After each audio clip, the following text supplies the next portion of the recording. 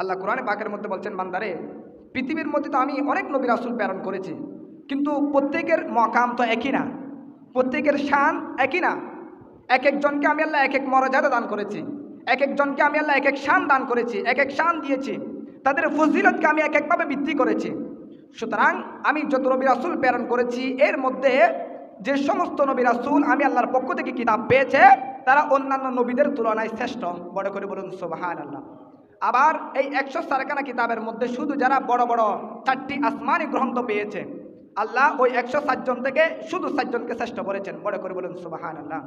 আবার এই 7 জনের মধ্যে যিনাকে আল্লাহ কোরআন শরীফ দান করেছেন, যে কোরআন শরীফ হলো সমগ্র সৃষ্টি জগতের মগজ, আল্লাহর কুদরতের রহস্যের সারাংশ, ওই কোরআন শরীফ আল্লাহ যিনাকে দান করেছেন রাহমাতুল লিল আলামিন, আল্লাহ বলেন ওই বন্ধু হাবিবকে আমি সমস্ত নবী রাসূলের উপর মর্যাদা দিয়েছি। বড় করে বলুন সুবহানাল্লাহ।